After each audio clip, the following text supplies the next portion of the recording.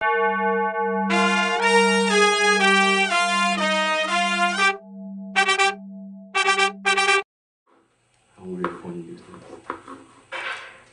hello. My name is Jamal Jackson, and I will be reporting the news today. Our top story. Obama recently announced that everything will be fixed within a week. Our next story. Fedoras. Are they the latest and greatest thing? Sadly, our top tier researcher says no. So, take those off now.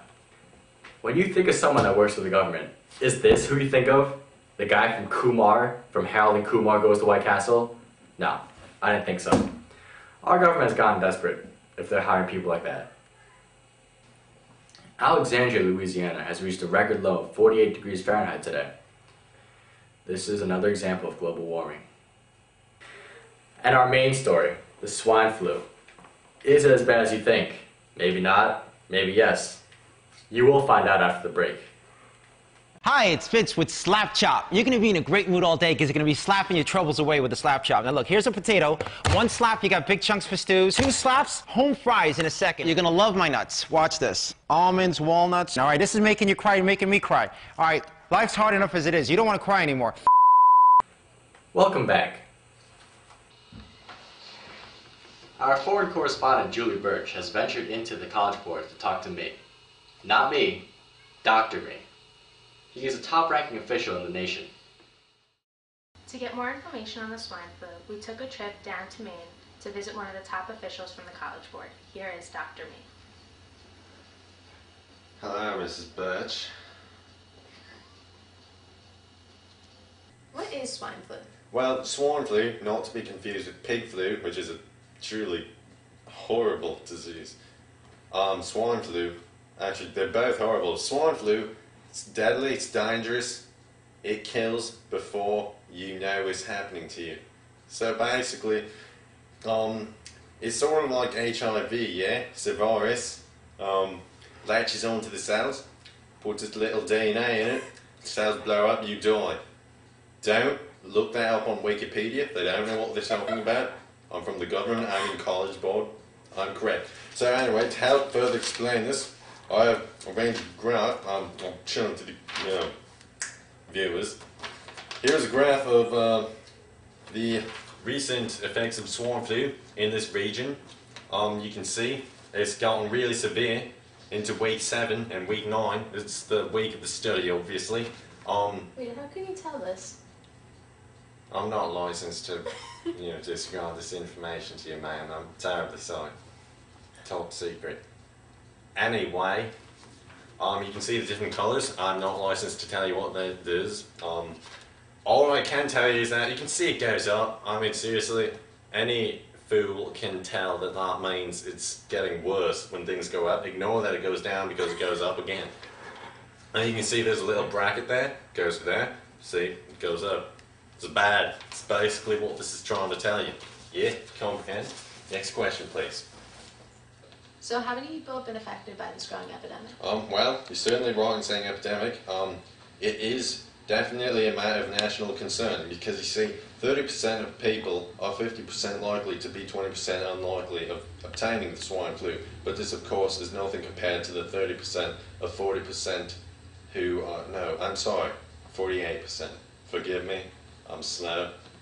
Okay, 48% of people who are then not likely to be one of the 30% who are likely.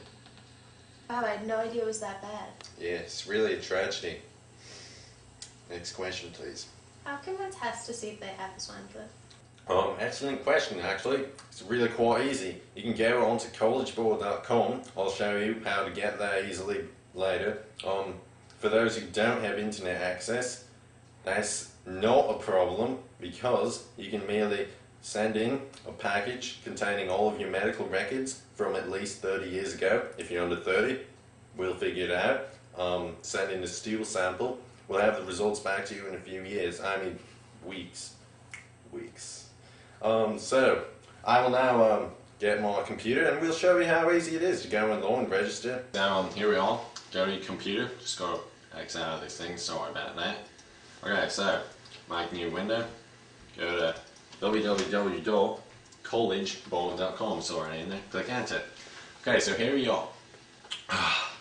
If you're a student, you click here. It's very obvious because it says for students. It even turns blue when you highlight it. Very nice. If you're a parent, like this fine lass, admiring her fine chap, admiring these chaps, because he's wishing he was there because that's where the students should go. He's a rebel. Anyway, for you parents, you would click here. Turns green. Remember that, green equals parents. Over here is for the professionals. So if you own a small business and you think all of your workers might be dying of swine flu, you can click there. And here's the daily bulletin. We have our swine tests. Many of the facilities for these tests are actually closed because of swine flu. See, if you zoom in on here, you can see it actually, right, it's actually also known as the H1N1 virus. Interesting. But, like it says right here, you can actually click on this, customer service, if you would like to schedule another test, yeah? See, do the outbreak of virus. See, we basically have everything you could ever possibly need to deal with swine flu in your area.